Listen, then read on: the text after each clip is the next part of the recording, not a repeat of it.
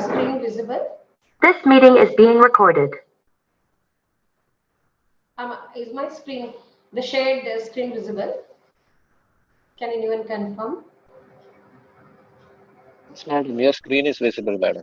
Thank You you, can sir. continue. Thank you, sir. The moment I leave my residence for my office, I just take a left turn, and after traveling some 200 meters, I see a few girls running on a track, doing some workouts and exercises.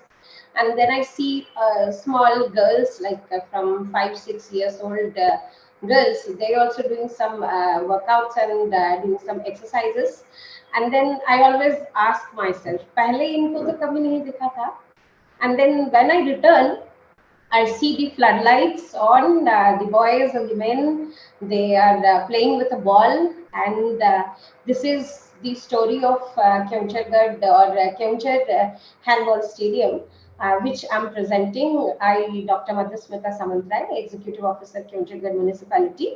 I have my friend and colleague, and who is the urban planner with me. I'm presenting. So good afternoon, the jury and all the participants present today. So before going into detail, I would just like to say a brief note about what is this handball. So it's an outdoor game which is played between or played among 7 players who play with an inflated ball. They try to hit at each other. They either throw it or they pass on, and they do not wear any kind of protective equipments. And it is different from other balls because they just have to aim and throw it towards the goal, where there is also a goalkeeper. So this is the game, which is actually takes its origin or its root from Europe, and it has also been played in the Olympics. And in all these, Keonchhar has a role to play because since last or for the last 25-30 years, this game has taken a very a good shape in our district, where we have 4 teams. These are the under 15 men and women, and under 19 men and women, and adult team. So this is the story, and it plays And your slides are not moving. yeah. So this is the story of the handball stadium. So here I'm showing the profile of our district, which has a very great role to play because as already my colleague had already described about the district, and once again I would like to tell that we have 46% tribal population in the district. So equally a good amount of tribal population is there in the municipality itself. And many have sports background, and the district has got some competitive talent in different kinds of sports.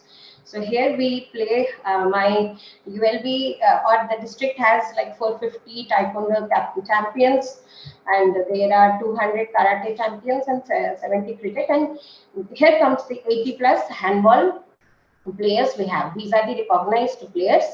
So over the years or over the ages, as we can see the photos on the right side, we had an earthen ground where the students or the players used to play, and this always affected them because there was a very high incidences of fall. Therefore, there used to be injuries, and that always led to low confidence.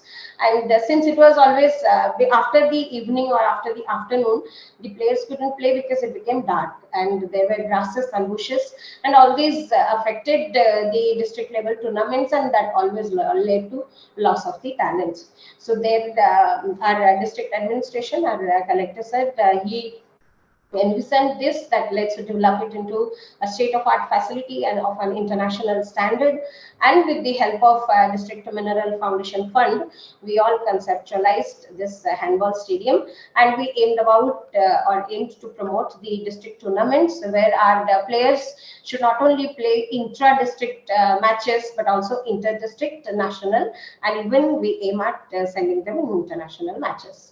So here it was all this was the earlier this was the site we took an image, or we did the assessment. We wanted to develop into a holistic and to a wholesome and ground where there shouldn't be only or there shouldn't be only courts, but also other developed areas.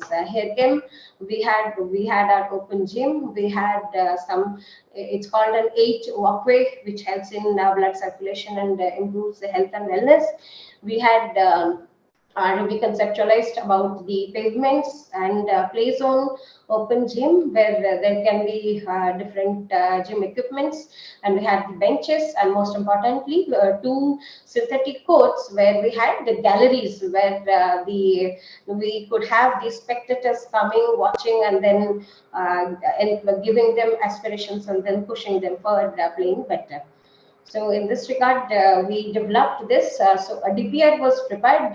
We used low-cost material and whatever was available with us, and we took the weather conditions into the ambit, or we thought about, because our district and my municipality receives a good amount of rainfall, and also since there is a lot of vehicle movement, there is always a chance of pollution. So all these were taken into account in choosing the kind of coat, in choosing the kind of color, and we always thought about the wear and tear, and there born the handball stadium.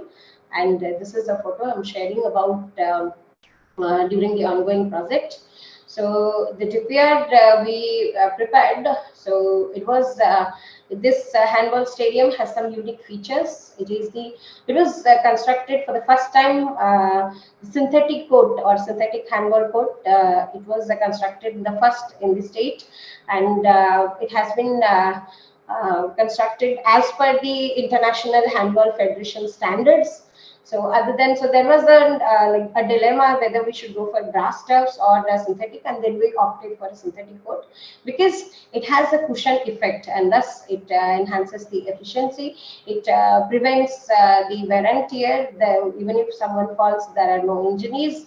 And in these, a very difficult portion was laying of the 9 layers. Of the coat itself had 9 layers. I can say that there were 6 layers of the rubber cushion, and we had a color filter, and then again the uppermost or the outermost was the color we chose as per the weather condition and the geographical conditions.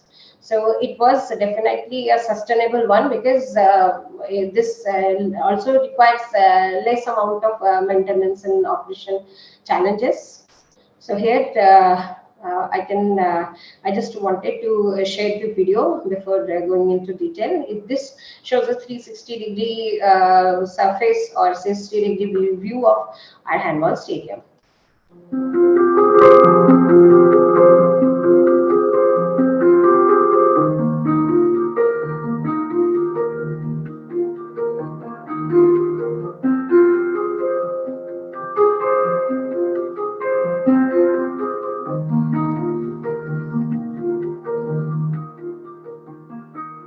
ଆମର ହ୍ୟାଣ୍ଡବଲରେ ପିଲାମାନେ ଖେଳୁଥିଲେ, ମାନେ ପୁଅ ଝିଅ ମାନେ ଖେଳୁଥିଲେ। ତ ଆମେ ଭାବିଲୁ କି ଏଟା ଗୋଟେ ଇମ୍ପୋର୍ଟାଣ୍ଟ ସ୍ପୋର୍ଟ ଅଛି ଯୋଉଟା କେଉଁଝର ପପୁଲାର ଅଛି, ମାନେ ଗୋଟେ ଟ୍ରେଡିସନ ବି ଅଛି। ତ ଆମେ ଭାବିଲୁ କି ତାକୁ ଏନକରେଜ କରିବା ପାଇଁ ଗୋଟେ ମାନେ ନ୍ୟାସନାଲ ଲେଭେଲ ଷ୍ଟାଣ୍ଡାର୍ଡରେ ଗୋଟେ ଭଲ ଚାନ୍ସ ଆମେ ଗୋଟେ ଏଟା କରିବା ଷ୍ଟାଡିୟମ ରେଡି କରି। ସେଥିପାଇଁ ନିଷ୍ପତ୍ତି କରାଗଲା କି ଗୋଟେ ହ୍ୟାଣ୍ଡବଲ ଷ୍ଟାଡିୟମ କରିବୁ।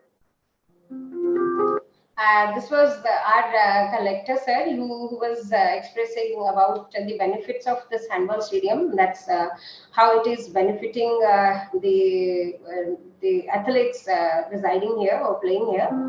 And this is certain or some like it was also acclaimed by Handball Federation of India, and also it was, since it was the first of such a kind in our state, it was also acknowledged by our Honorable Chief Minister, and these are certain images of the different matches, and here the most important and the beautiful ones are this one and this one, which has very young mind, have very young children playing here, and this is also of senior mains matches, and these are certain ongoing matches.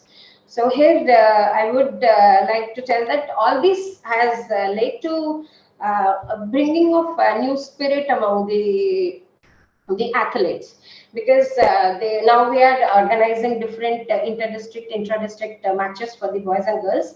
And since there are two courts, so there is no paucity of space. And we have, since we have the floodlights, the practice time has got extended. So there are late night matches even, and we are hosting matches from other districts and also national level matches. So here I would like to conclude by saying that it can be, or it might be just a project for some people, but it's actually it has a lot to do with many. Like as I said, there are athletes who got government jobs as supply inspector, as they also got jobs as PTE teachers and other. They also got job into the police services, and it also means a lot to the girls who never got a chance to play. But now, since it is so much developed, there is safe sanitation, safe drinking water facility within the campus. So the parents are also ready to drop their girls or drop their daughters, and they also get a seat here. We can I'm showing the gallery where they also get a space. They can also go for a ward and watch. And also it means a lot to many those who cannot afford a gym, where here we have provided them open gym so they can come and do some workouts. And during this COVID time, it has definitely played a great role, because all the gyms and other closed spaces were closed, but the open gyms were open for them. So this is how it also helped them. And since there are and also it is a very important asset for those who belong to tribal population and nearby regions, those who also come for practicing here, and they also have got a good platform, a good coach and good facilities, so that they can go beyond this they can go beyond, and they can even participate in Olympics or other matches. We aim at it. Thank you.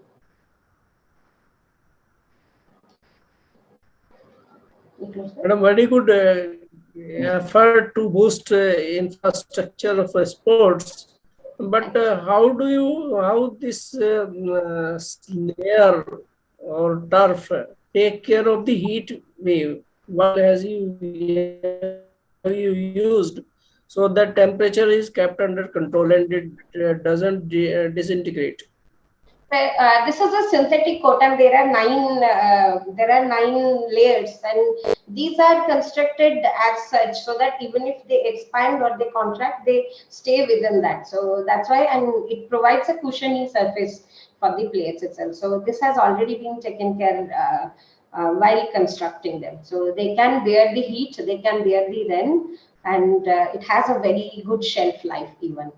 Okay. And do you also propose to replicate this in other municipalities?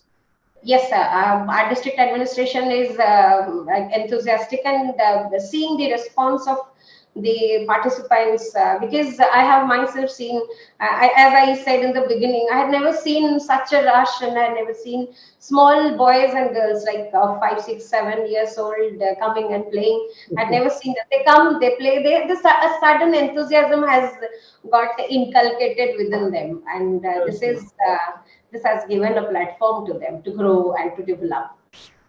Okay. Good initiative. Thank you very much. Yes, sir. Ma'am, what is so special about your project so that you should be given award? What is so unique? So the special is about from an earthen ground, we developed such a good and like state-of-art facility for those who never got a chance. As I said, since there were no lights, they couldn't play it longer, and we had less participation of the female because there was no toilet, and they didn't feel that safe. And so because we have the floodlights, we have the gallery, we have a good pavement or paving walkway, so it's like it's always full, like the girls while they play they feel safe. It has come out as a very safe environment for the players, and it is providing this court itself is providing ground for even other districts, we are having recently, or ever since we opened this for the citizens, different matches are being done here. So it is also giving an interpersonal, it is also developing or helping in development of the interpersonal skills, and it is giving exposure to our athletes and also the others who are getting a facility here. So since it's the first one in this state, it's no other district has this, so all the districts are also sending their players to practice here and to conduct the matches here.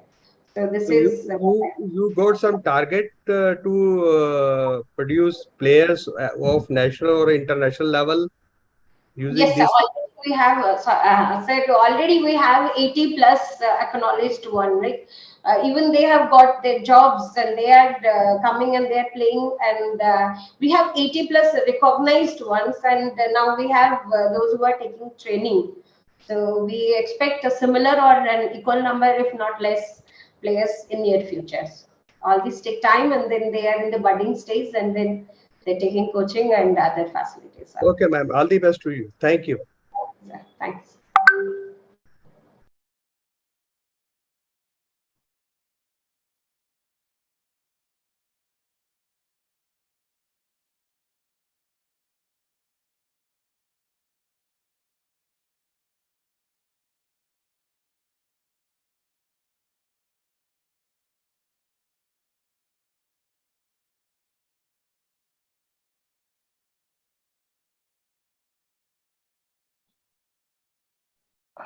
Presenting on behalf of Sri Vishnu Prasad Acharya ji, our Chief Development Officer, Jila Parishad, Keonjhar. May I start? Please go ahead. Thank you, sir. Thank you, sir. Good afternoon, everybody, esteemed panelists and our champion peers.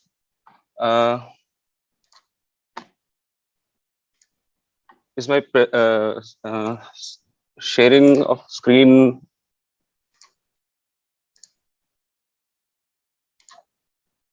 Is my screen available?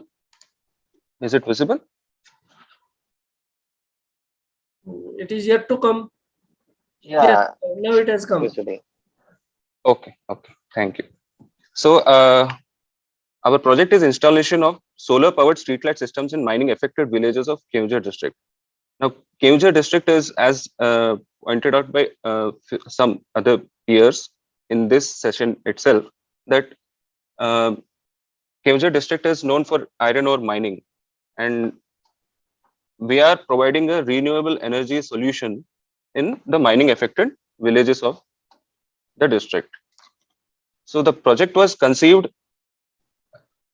in year 2018, when there were still many villages which were being electrified and being connected to the grid, and there were no streetlights in rural areas of the district.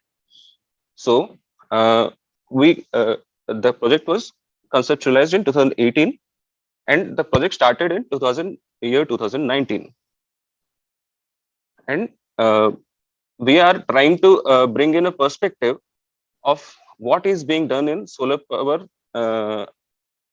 capacity in India as well as in Orissa, where India, with few top performing states like Karnataka and Gujarat and Rajasthan now, have achieved 40% target of what the installed solar power capacity could be, while the state of Orissa has achieved 20% yet.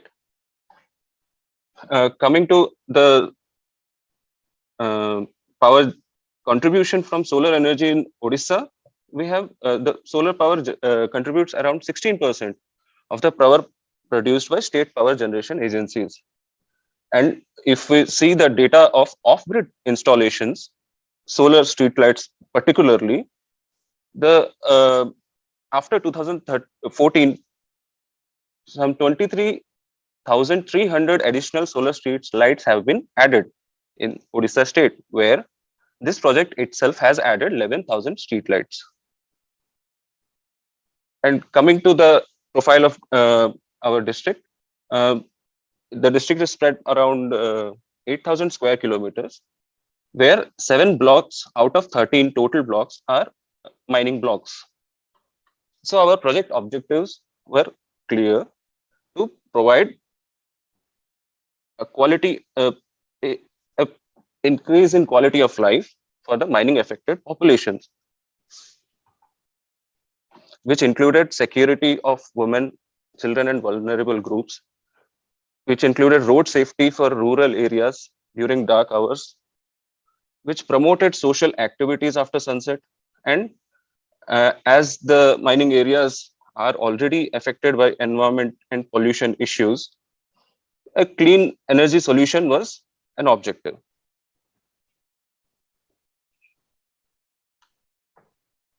So the solutions we arrived at were a standalone solar powered street light, which could be automatically operated, and it would be off the grid system with a sensor based auto operability, and using the clean and green energy, as well as adopting crime prevention through environment design, which is a design principle.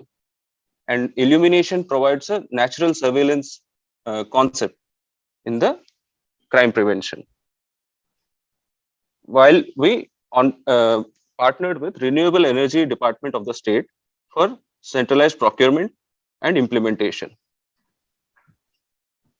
And the solutions included spatial mapping of the remote habitations, which could be covered under this project, as well as the street lights were not available in the rural areas.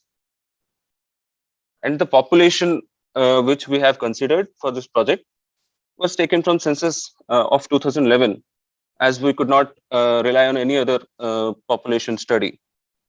And we allotted one solar street light for 10 households in mining affected villages as a standard. The implementation includes assessment and design, the feasibility assessment of the solar potential, the sunny days, the solar radiance, the technical requirements, and module design was prepared by State Renewable Energy Department, while rate rationalization and product standardization through onboarding of reliable vendors and players, which the State Department had already achieved at that point of time, came in advantage.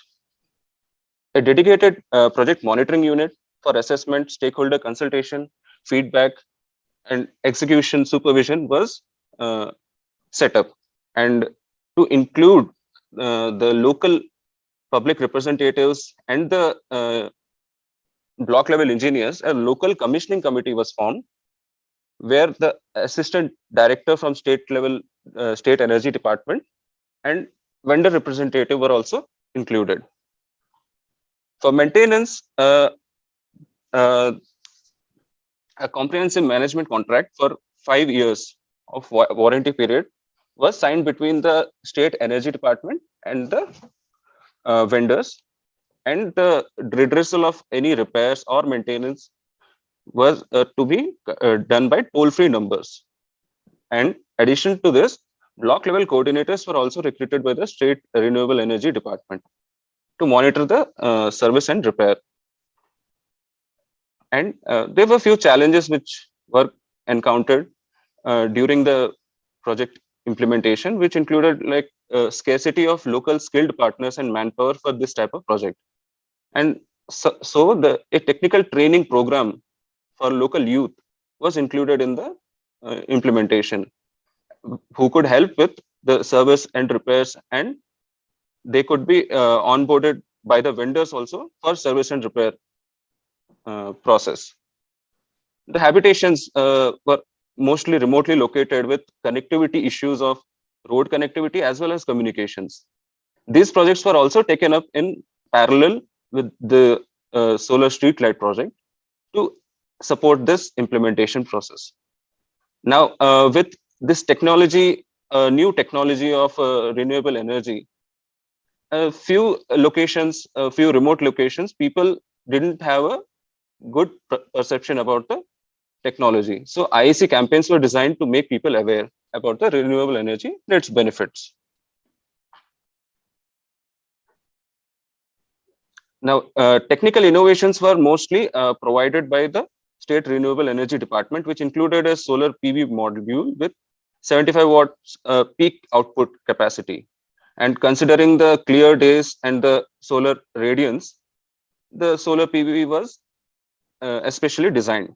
And a warranty of 25 years was provided for the solar PV module with 90% peak output guaranteed till 10 years and 80% of peak output guaranteed till 25 years. Now, when we come to the light system, it was an energy efficient white light emitting diode system with 110 lumens per watt efficiency, which is the highest efficiency at that point of time. Now the efficiency is still being improved through research. So this was the highest efficiency which could be procured at that point of time. And the battery of lithium ion ferrophosphate, which takes which has a 26 hours discharge autonomy, which is much higher than the lithium ferrophosphate lithium ion batteries. So this type of battery was included, and this intelligent sensor systems were introduced into the design, which included a light sensor for auto operability in dark conditions. As the sunset approaches, the light automatically switches up. And there were 3-meter sensitivity motion sensors, which could sense any user approaching the street light. So after sunset, the street light would operate at maximum output for around 6 hours. And after those 6 hours, if a user is approaching the street light, it would operate at higher output, while if there is no user around, it would save its own energy. So, and best practices, we used reconnaissance and spatial mapping based demand assessment for identification of suitable locations. And during implementation, as we all know, that solar power equipment prices do depreciate time to time. And time period based rate realization was a key for efficient and timely installation of the street lights. The mining affected villages are along forested and dense forest areas, which also have risk of conflict with wild animals, especially elephants in these mining affected villages. This illuminated villages tend to discourage the wild elephants to approach the village population habitations. Sense of safety was another benefit which was created due to this illumination, particularly in women, children, and vulnerable groups, as well as others. And this also promoted social gatherings and activities like panchayat meetings, folk arts, and this being rural areas, there and the cropping pattern is dominated by paddy. A paddy threshing platform also becomes a common place, a gathering place for these villages, and these type of places were also installed with solar street lights, including the infrastructure facilities of community toilets and drinking water taps. Sorry to interrupt, sir. Kindly conclude. You've got 2 minutes. Yes. Thank you.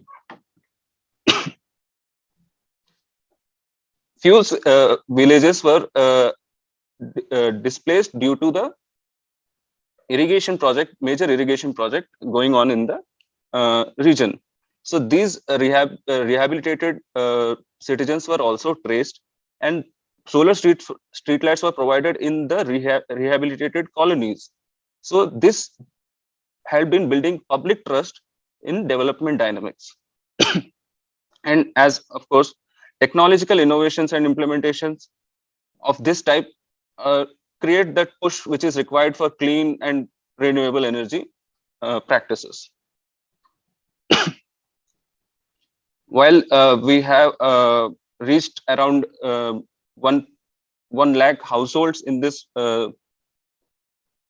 project, we are trying to scale up to more villages and other non-mining areas of the district as well, and diversify it into different type of projects like solar lift irrigation with solar power based pump and bore wells, and solar powered cold storage chambers, and solar drinking water supply systems. While this technology can be more much diversely used as solar rooftops as well on public institutions and solar powered backup systems for health institutions particularly. The impact of the project can be understood by the kind of activities, the kind of benefit the people of the mining affected villages of the district feel about. And these activities itself are a testimony. And the coverage of the project in news portals also has the same sense. And after the successful implementation of the project, we have been receiving feedback and demand for additional street lights in other areas of the district. Thank you. Kishore, in such projects, generally the vendor is selected through PPP board. Have you done on PPP board, or it is a government funded project? Sir, the project is funded by District Mineral Foundation, which utilizes the mining royalties collected for betterment of the mining affected areas. Okay, it means he has only executed the project and you have fully funded it. Yes, sir. Okay. We have fully funded and the execution has been done by the State Renewable Energy Department, who has onboarded the vendors. Okay. Through contract tender process, sir. Through contract tender. Okay. Thank you. This was my only query. Thank you very much. Sir, I am very surprised to know that some of the parts in our country are still not being connected with the conventional electricity. So, because India declared that all our villages are electrified in 2014-15, and still I see that most of the houses which you have shown in your pictures, that the houses are not having electricity, and the children are studying in street light, that too being produced by solar system. So what exactly you want to display here, whether these areas have been neglected, or what is behind this project? Sir, there are two things in what you said, sir, regarding electrification. When the project was being conceptualized and the project started in 2019, the electrification process was still going on. And for the street lights, it is still street lights are not available in few areas of the few rural areas, sir. And what activities we are seeing under the street lights are in places like Anganwadis or some other gatherings. So, and use of conventional energy. You are trying to say that the state government has not provided connection to some of the villages or some of the areas. There still gaps are there. No, sir. The electrification has, sir. Sorry, sir. Sorry to interrupt, sir. Sir, the electrification process has already been completed, sir, by the state. So then, what is the requirement of? Sir, the convention, sir. Sorry, sir. So the use of conventional energy for street lights and its operation costs is on a higher side, sir. And for this renewable energy, they don't have any operational cost.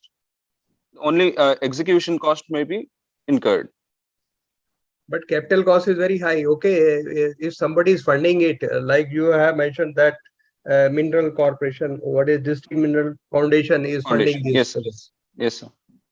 Okay. Otherwise, the houses are electrified. Yes, sir. So the capital cost, if we can compare for electrifying these rural areas, reaching around 1 lakh households, sir, is costing around 24 crores, sir. Okay. Sir, in conventional, it may reach up to 15 to 16 crores, sir, but with operational costs, sir, every month. So which one is more reliable? So this solar energy, the solar PV module is reliable till 25 years, sir. Only the battery needs to be replaced maybe 5 to 6 years. Do you know that Eastern region is sitting on coal, and most of Yes, our sir. power plants in India are in Eastern region? Yes, sir. Yes, sir. You are trying to say that we require to build more solar energy in this area, and because the conventional energy is more costly. Sir, conventional energy also has carbon footprint, sir. How do we justify? Okay, but you are not mentioned these things that the electricity is available, but since you want to reduce carbon footprint, Yes, sir. that's why this type of project has been taken up. Yes, sir. Yes, sir. Our main focus was use of renewable energy and promotion of renewable energy, sir. Okay, so this has not come in your presentation, so I was little bit confused.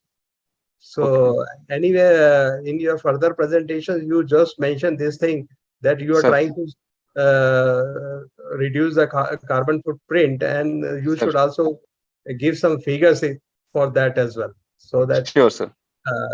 it then only it will make some sense. Okay. Yes, sir. Anyway, thank you very much. Project sir. is really good. Sir. Thank you, sir.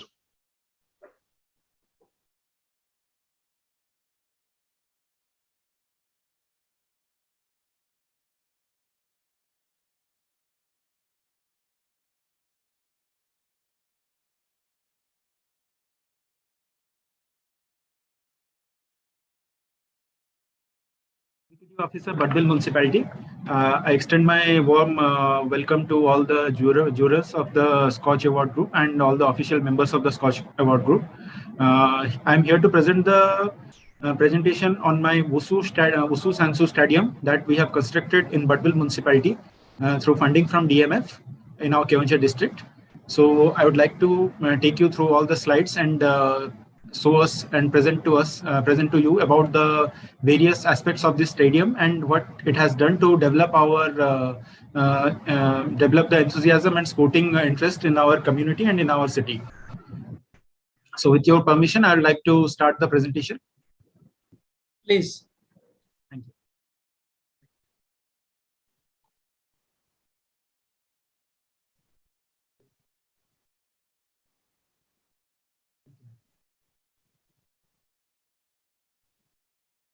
Sorry, sir, there is a technical difficulty. Please.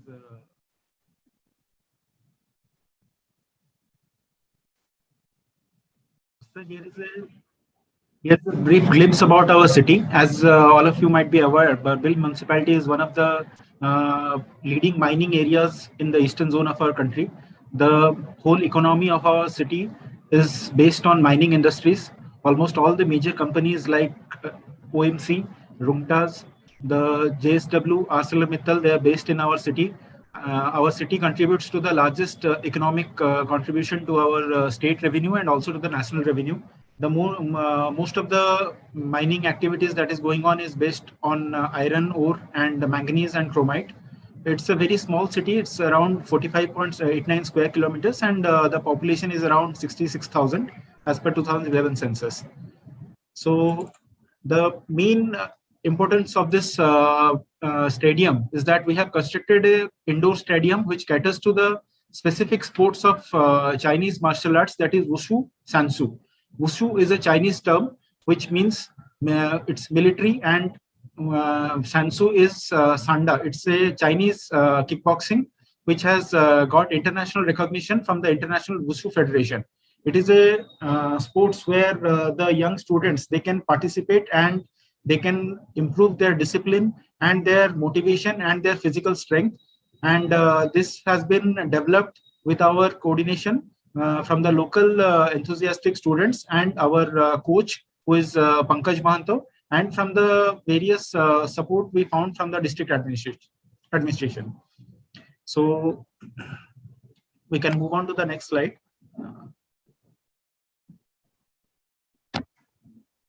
The inspiration for the project. The inspiration from the project came from our esteemed collector, sir, Sri Ashish Thakre, and the then sub-collector, ma'am, Parul Patwari, who is an IS officer. Actually, what happened was when they came to know about the various students who were willing to participate in the Wushu, Actually, when there were actually two students, Bablu Munda and Manju Munda, who were already practicing the Wushu stadium, Wushu sports on their own with the help of a local coach who had won who had won a bronze medal in the Asian Championship.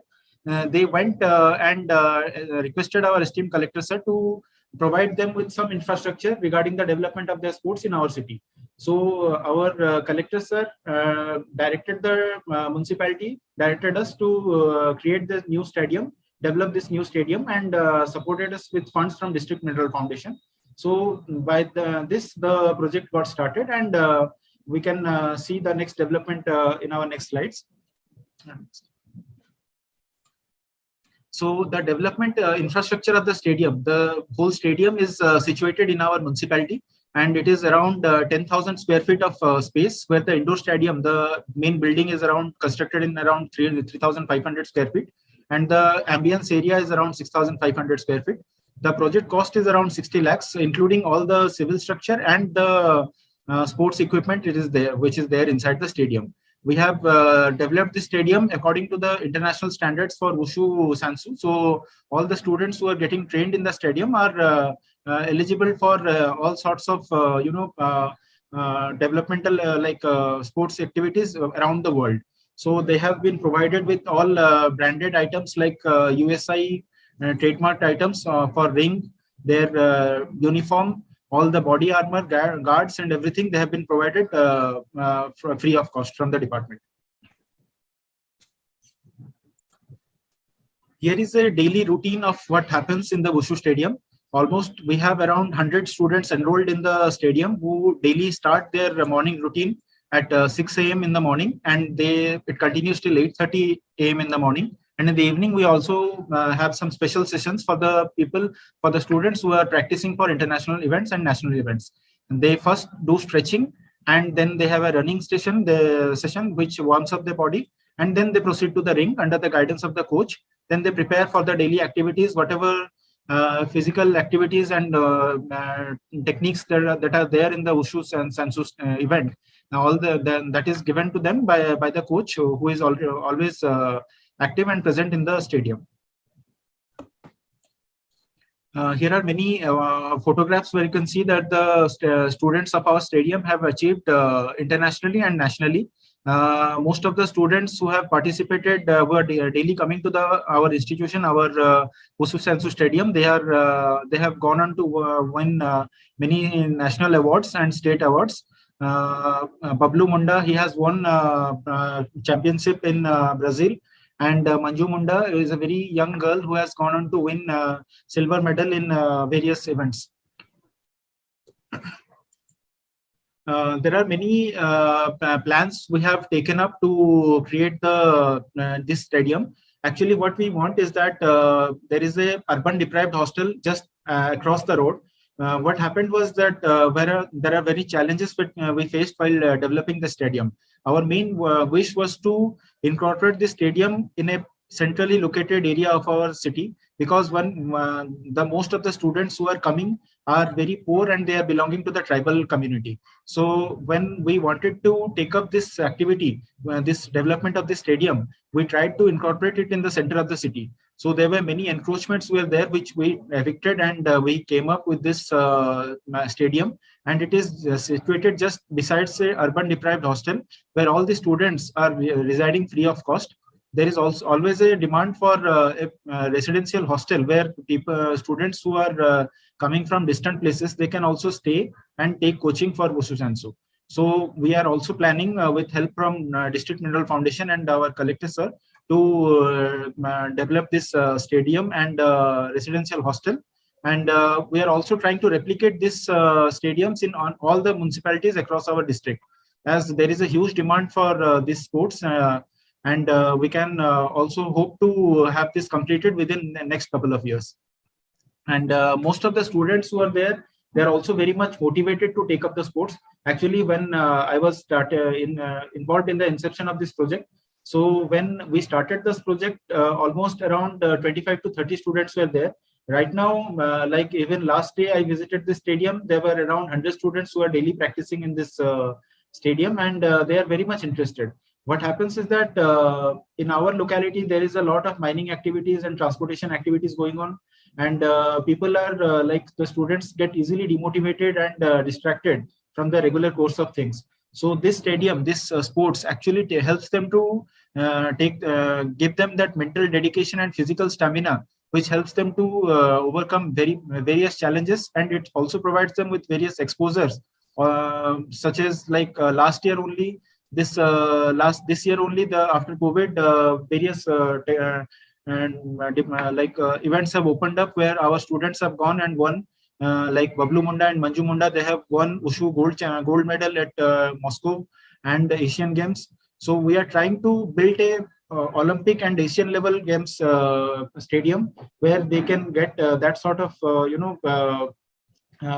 coaching, where they can go and win on and achieve their recognition.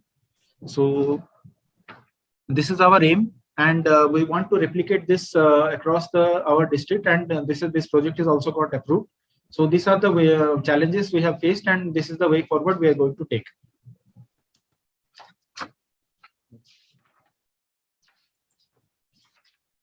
Sir, before concluding, I would also like to say that this stadium has also always been a event. There are many parents in our society, in our community, who have also already shown interest. So it has received tremendous impression from our local community, and many students are coming up to enroll. And the coach who is there, Pankaj Mahanto, he has also taken up very seriously about these activities that are going on. So whatever plans we have in our next coming future, we are trying to incorporate in a very specific and technical way, so that we can select some of the students from our group, and we can specifically consult them and coach them, so that they can go on to win national events and international events. Showing this, I can like to conclude our presentation. If jurors have any comments and questions, I am open to the jury.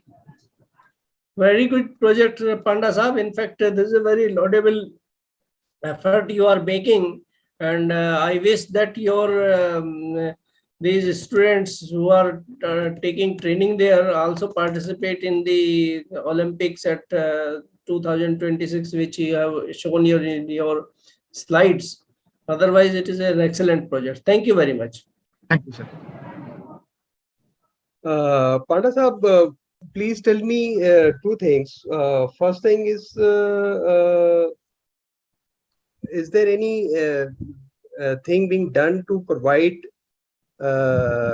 diet to the poor students? Because diet is also very important.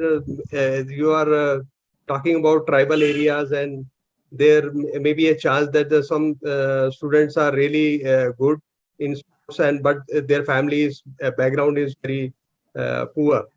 So, and second thing, you have not given any statistics or figures regarding how many students have come up in this sports at national level. So, yes, sir. I'd like to address your question, sir. We the students who are currently training in the Ushu Stadium. They are currently having permanent residential hostel in an urban deprived hostel, which is constructed and funded by District Mineral Foundation. That is just across the street from our stadium. Every day, there is a permanent warden who is residing in the stadium, and he caters to every diet and food habits of all the students. You'll be happy to know that our District Mineral Foundation has provided boiled egg in the food menu of all the students. They are getting good quality food every day. And so regarding to the statistics of the students, sir, almost the enrollment is around we have around 100 active students who are coming daily and taking the coaching in the local Ushu stadium. The residential, I think, is around 40 to 45 students are staying in the hostel, and they are taking the coaching, and almost all around 40 to 50 students are coming from the local area. Though the students who are coming from far off area, sir, like Bablu Munda, he is a resident of a local hamlet which is around 15 to 20 kilometers meters away from Budbill. So he has been accorded permanent hostel. He has been given hostel facilities in the urban deprived hostel, and they are also continuing their schooling in our local municipal high school. Okay, how many children are participating in national events and they have won the awards? The figure differs from event to event, but almost in every event we are sending around 20 to 30 students, and they are getting good feedback also. Almost there is a winning ratio of around almost 70% of the students are getting 70 to 80% of the students are getting medals. So because this is just because of the training they are getting in the institute. And earlier, like when the project was started in 2018, the winnability ratio was around 20 to 30%. Only Bablu Munda and Manju Munda were winning. And right now, after coaching, we have seen that like last week only they returned from an event in which was under Delhi administration. They won. Lot of students won around 20 to 25 students won in that event. They won various medals like bronze, gold, and silver. Oh, good. Really good efforts. Thank you. Keep it up.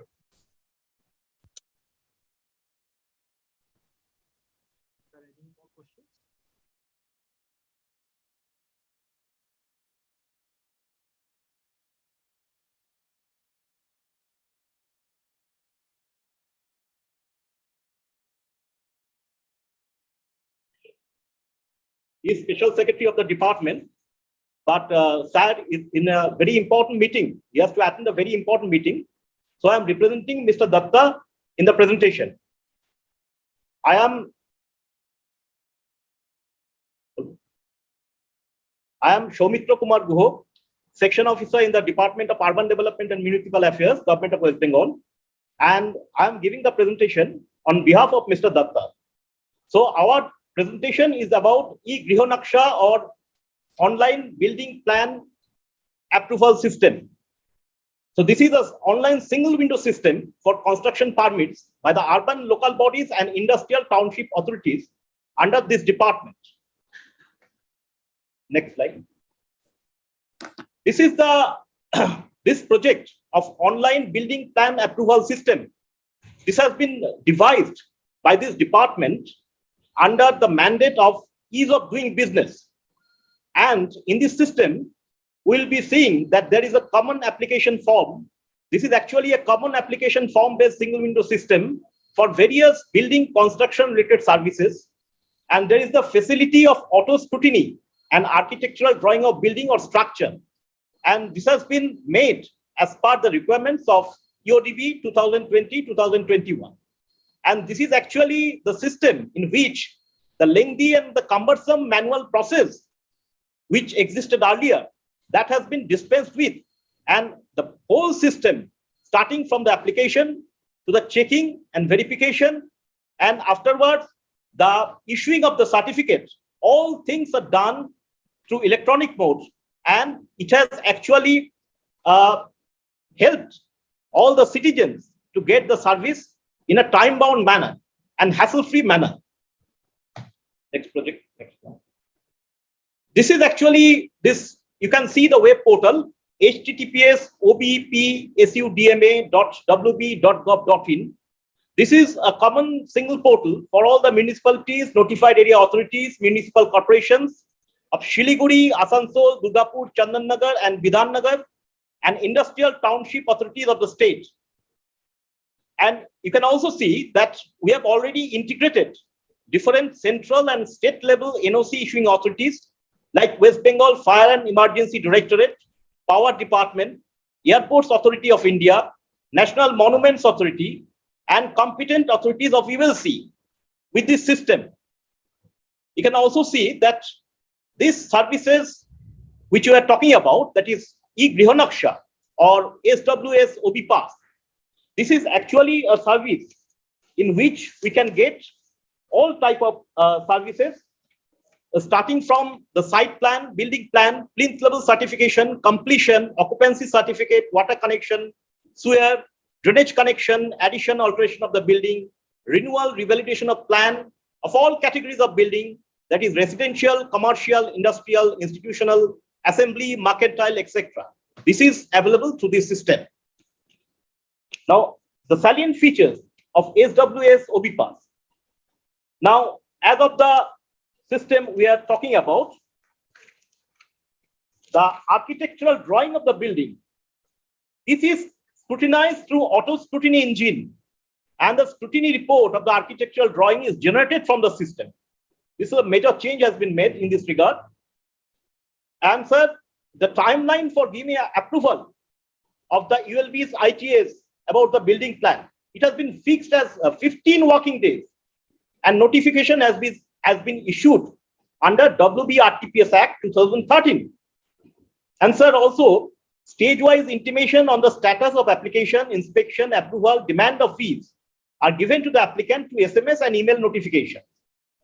The applicant gets digitally signed building permit and the approved architectural drawing having QR code, certificate of construction up to the plinth level, completion, occupancy certificate, water connection approval, and sewer drain connection approval from the ULBs after making online payment of fees. This online service, sir, has been made mandatory for all the municipalities, municipal corporations, notified area authorities, and industrial township authorities across the state. And sir, till date, we have about 5,300 numbers of building plan have been approved through this online system, and it was launched, sir, in 16th August 2021. So we have already 5,300 building plans approved through this system. The next slide is about the EODB mandate, which we are following in development of this portal and the service. So these EODB mandates are approval of building plan construction permit in 15 working days, plinth level certification in 5 working days, occupancy certification with permission for permanent water and sewer drain connection in 25 working days, self-certification by the applicant, owner of the building for the plinth level construction and completion of the low-risk buildings, third-party certification of inspection for the plinth level construction and completion for the medium-risk buildings. Now, sir, you can see in this slide list of services. It is actually a combo pack of services in this SWS OBPAS or e-Grihaksha. So, sir, we are providing the services, about 10 services we are providing, sir. First one is building plan. Second one is building plan plus site plan. Third one is building plan plus temporary water connection. Fourth one is building plan plus site plan plus temporary water connection. Fifth one is building plan for alteration and building plan for addition. Sixth one for building plan revalidation and building plan renewal. Seventh one for e-intimation of the commencement of construction. Eighth one for e-intimation for the construction up to plinth level and certification thereof. Ninth one, online application for completion cum occupancy certificate, full partial block with permanent water and sewer drain connection. And the 10th one is about online submission of application for permanent water connection and sewer drain connection if occupancy certificate obtained other than SWS. Sir, in this slide, we are showing the building types for which building permit can be issued. These all have been there in the West Bengal Municipal Building Rules 2007. So accordingly, the buildings are residential, commercial, industrial, educational, mercantile, institutional, storage, hazardous, building with mixed occupancies, assembly, IT, and ITES. So, sir, you can get a picture here to the number of ULBs and ITES who have been integrated in the system. There are about, sir, ULB or IT officials recorded in the system. About 1,000 officials are there of the ULBs and different ITES. 900 plus engineers and nodal officers. So about 1,000 officers of the ULBs or ITS have been incorporated in the system. Number of technical personnel recorded in the system is, sir, about 3,000. Online payment made using single debit, multiple credit mode online, about 5,500. So this is the building plan approval process flow. So first is the applicant e-registration or initiation and sending to technical person. So application, he fills up the common application form and then it goes to the technical personnel. He selects the technical personnel who can be LBS or architect. And sir, for the high risk buildings, he has also to select geotechnical engineer, structural engineer, and structural reviewer. Now, this technical person, he prepares the plan in AutoCAD drawing, makes the architectural drawing in AutoCAD software, and then it goes to the system. It goes to the smart DCR for the scrutiny of the architectural drawing completed. Now, after he sends it to the system actually checks the drawing. And after the check, which is called pre-check, the system can revert back to the applicant. The system can revert back to the technical person. Sorry, sir. The system can revert back to the technical person if there is any problem in drawing. So that we call pre-check. The system also checks the rule guidelines also in the drawing. So accordingly, if it finds that the drawing is according to the rules or as per the modalities set in the system, customized in the system, it goes to the ULB workflow. Now, at the same time, the relevant portions of the CAP, it goes to the NOC authorities like Fire, Airports Authority, NMA, ULC authorities, if applicable. That is, if it is required in the CAP or if it is there in the CAP, then the relevant portion for which NOC has to be given by the external authorities, it goes to that authorities at the same time. Now the application. Sorry to interrupt, sir. 2 more minutes to conclude. Okay, sir. I've already finished. Now, then it goes to the actually it is in the ULB workflow. Then, after the scrutiny is done at the ULB level, it goes to the applicant for payment of the fees, and it goes to electronic form. Now, once the fees is paid by the applicant, then the digitally signed construction permit and the digitally signed building plan is sent to the applicant login, and there is the QR code and DSC. So this is the one sample building permit. You can see the QR code and the DSC in this building permit. And sir, this is the sample building plan. You can also see the DSC and QR code there.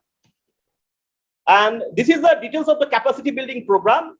Actually, we have involved the ULB level engineers and of the ITA engineers. Also, the legal cell assessment sections of the ULBs, they have also been involved. The IT personnel in the ULBs, they have been involved. And a pool of master trainers have been prepared. There are, sir, also the administrative officials, executive officers, higher officers in the department, empaneled technical personnel are also there.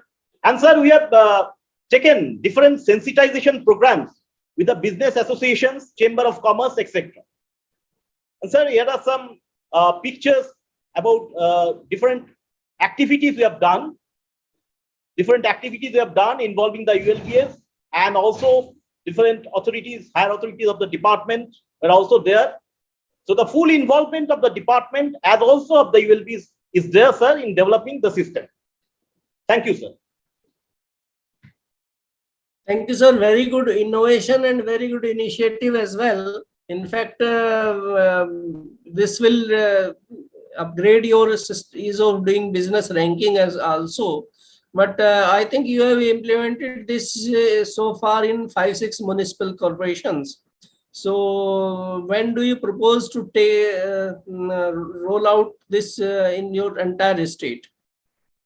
Sir, we have already implemented in 127 ULBs, that is municipalities and corporations, and also the ITAs, GCITA, NDIT, and Sector 6.